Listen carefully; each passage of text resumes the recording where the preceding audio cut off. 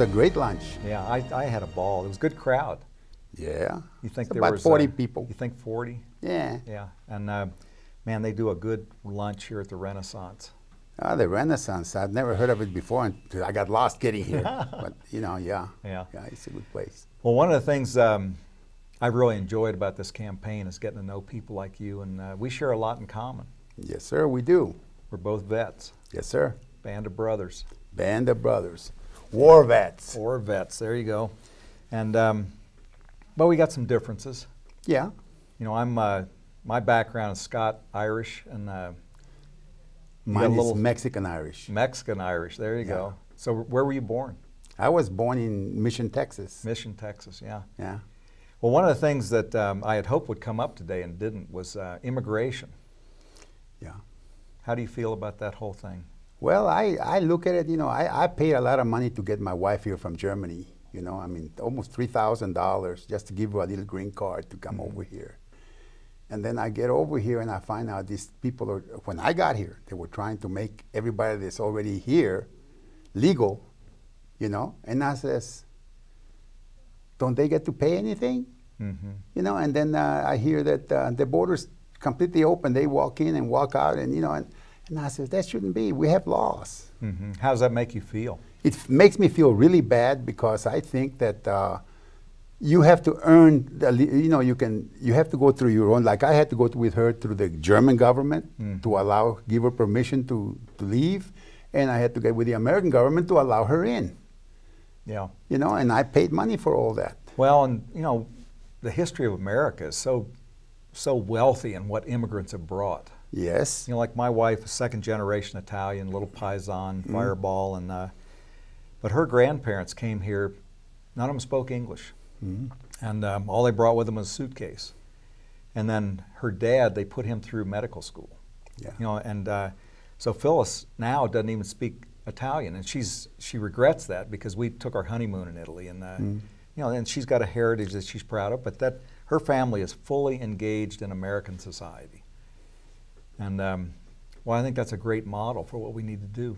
Yeah, but a lot of people here, they come here, and I notice in the schools, they're trying to teach in Spanish for those that speak Spanish, in Chinese for those that speak Chinese. Hey, the English is the language here. Yeah. Yeah. And everybody should learn in English. Well, and you know, the rest of the world is adopting English as kind of the common language, and we seem to be going away from that. We're going the opposite direction of the rest of the world. Does that tell you something about our government? Yeah. Well, what do you think we ought to do about this? How do you feel about the border? You mentioned the border is just open. I have, let me tell you a couple of ideas that came to me. Remember when they were fighting about the land here, that the Fort Carson wanted some more land, and the farmers rejected it? I says, you know, it would serve them right here in Colorado to move all these troops out to the border, spread them from Texas all the way through California, and make a long 10-mile wide border, and it says this is all military reservation. Put all the training and everything exercise. What better place to pull guard than on the border? There you go. The guy training to be on a guard, hey, yeah, it's a good place. Well, and I think if we secure the border, but then we open a gate so that people like your wife can come in, they get those are always open. They come in and they're documented, so they're paying taxes and getting involved in the society. And if they eventually want to become citizens, that's fine. Yeah, but they got to go through the system. Yeah, you got to go through the system. That's it. What do you think about the people that are already here that are not here legally?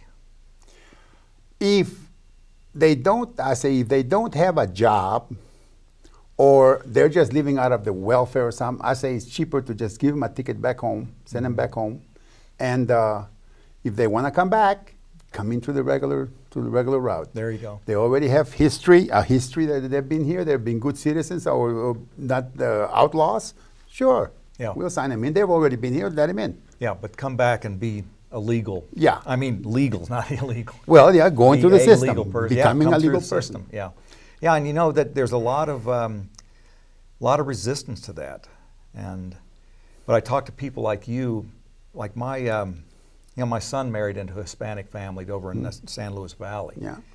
And her parents go back to the land grant. They are Yeah. long time Mine in this too. country. Yeah. And they don't like this illegal business. I They am want the people same to way. come. Yeah, yeah. So. See, I am half Indian. Oh yeah. On my mother and my mother's side, I'm half in. She was pure Indian, and my father is half part because they were with the Indians. You know, they left the Spaniards according to the history that he says. They ran away from the Spanish armies when they were slaughtering Indians. Yeah. So they ran away and they joined the Indians. You know. Well, see, that's a rich heritage. Yeah. Yeah, that's incredible, and that's what makes America great. Yes, yes. But I'm with you 100%. We've got to do something to control the border, and it's a security issue, but also it creates unfair competition when you've got somebody who's using illegal labor, then they can bid contracts less expensively than somebody's complying with the law, and it just makes so much sense to me to secure the border first, make us safe. Yep. But then welcome in people to come in legally. Yeah. And get involved. And if they already got a job, they can submit the paperwork and to become citizens. If they're outlaws, if they're criminals, if they have a criminal record, no sir. Yeah. We got enough criminals here. Yep.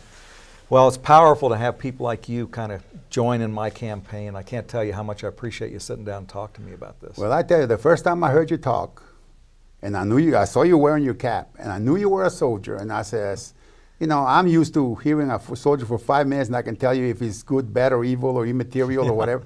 And I said, this guy's speaking from the heart, and I said, he's talking the same things I believe, and I says, I'm going to go with this guy. And this is what I've been doing.